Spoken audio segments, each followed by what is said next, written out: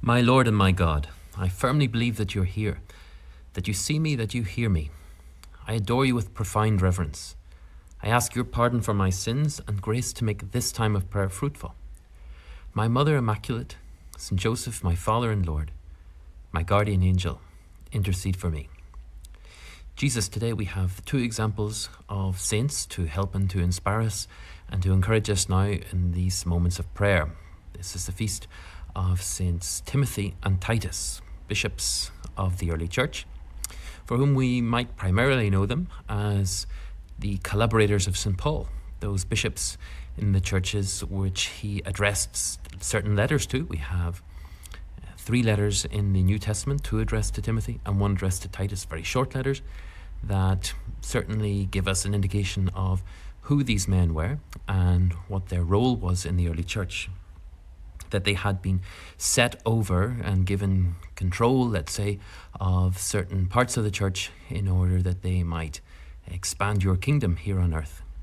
They had been entrusted with the care of souls by St. Paul, and so he writes these letters to them to encourage them, but also largely to deal with questions of church discipline, things that happen in the course of ordinary, everyday church life that have to be addressed. Now, principally, let's say that the responsibility for good maintenance and discipline in the church belongs to each and every one of us. We can't just say, oh, that's not my job. It's not my job to ensure that all Christians are trying to live a life of holiness and trying to be the best possible Catholics that they can, and just leaving that to priests and to bishops. No, each and every one of us has a responsibility to help all of the baptized in order to live up to the full responsibility of being a Christian. But in a particular way, let's say the bishops and the priests help us to do that. So just as in the days of St. Paul, as in the days of today, bishops and priests have a certain role, a certain responsibility in governing the church. And reflecting on what St. Paul has to say to these 2 men, we might think about that today and say, well, how do we encourage those who have the role and the responsibility to help us to be good Christians? And of course, we are all weak human beings and we are all struggling with our own sins and defects, but we're trying to do the best that we possibly can. And so maybe the best way of encouraging somebody else who has a particular role or responsibility, maybe it's just to be kind to them. It's to express our solidarity with those who perhaps have a difficult job by trying to help and encourage them, to let them know that they are needed and that they are valued. And it's those 2 things that I want to pray about today, being needed and being valued. And I get these 2 things not just from the letters that Paul writes to Timothy and Titus, but also from the gospel that we hear today. It's the parable of the sower. And we know that parable very well, about the sower going out and throwing the seed upon the different types of soil, and how the seed either finds its roots or it doesn't because of the way in which it is received by the ground. But we have to see there's a real role of the sower too. He is the one that has the responsibility to go out and to put the seed into the ground. And in order for this parable, let's say, to be understood, in order for anything to happen, for any fruit to come from these plants, he is very much needed. And he or she is very much valued as the one who puts the hand into the sack to put the seed into the ground. Now you get a real sense reading the letters to Timothy and Titus that Paul leans heavily on these 2 in order to look after the churches that are essentially his responsibility. Now we all have responsibilities in life. We'll understand that quite well because we have responsibilities in our jobs, but we also have responsibilities in our family life. We have to care and support for others. But we also have responsibility for our faith. We, as baptized Christians, have a responsibility to live as Christians in the midst of the world. And it's a privilege to be able to do that. We don't always perhaps get it right, but we have to be conscious that we grow in that sense of responsibility. It's not automatic. And when we think and we reflect on how much we are needed and how much we are valued as being responsible Christians, it helps us and encourages us, Jesus, to see that really as a vocation. I was thinking just the other day about the whole thing of being needed.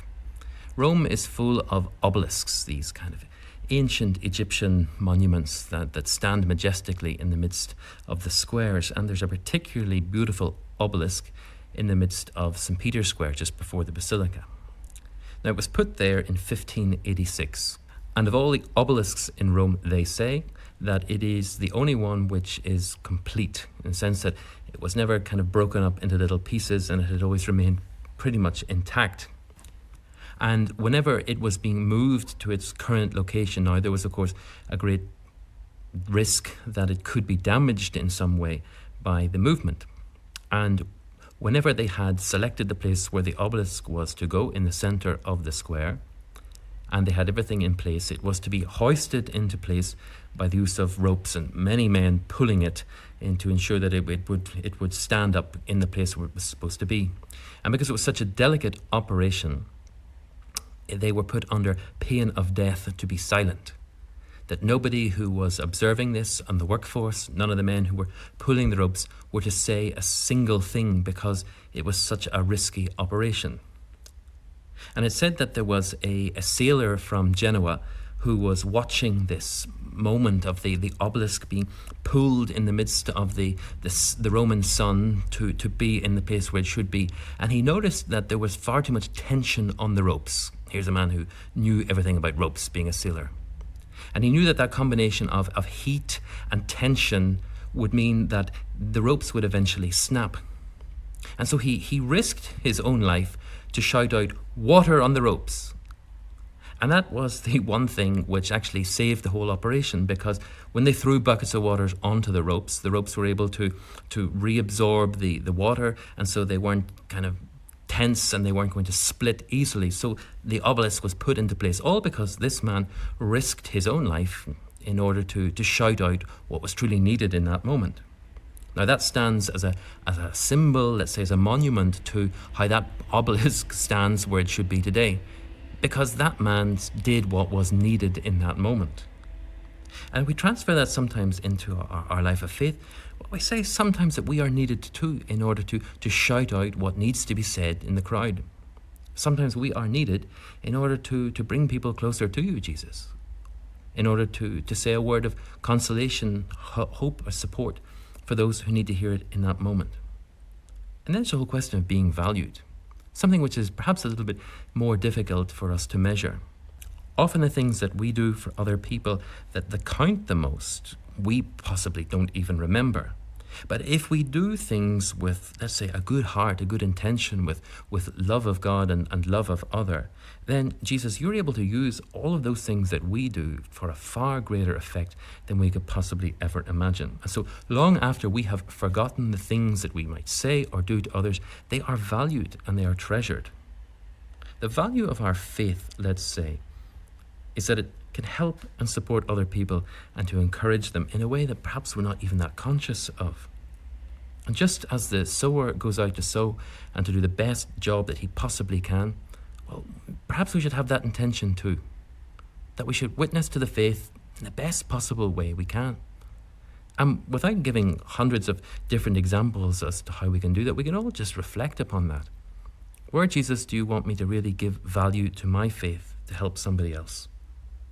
Well, since this is the feast of two bishops who were key parts in the Apostolic Church, we entrust all of these prayers and intentions to Our Lady, who is Queen of the Apostles. We pray, Mother, that you will help us to be good apostles of your Son, Jesus, that we might know how much we are needed, and we might know the value of our faith for ourselves and for others, so that we can be the best possible Christians that we can. We're not aiming for complete perfection here, but we want to recognize that we have been given a responsibility, and we want to do that well. I give you thanks, my God, for the good resolutions, affections, and inspirations that you have communicated to me during this meditation. I ask your help to put them into effect. My Mother Immaculate, Saint Joseph, my Father and Lord, my guardian angel, intercede for me.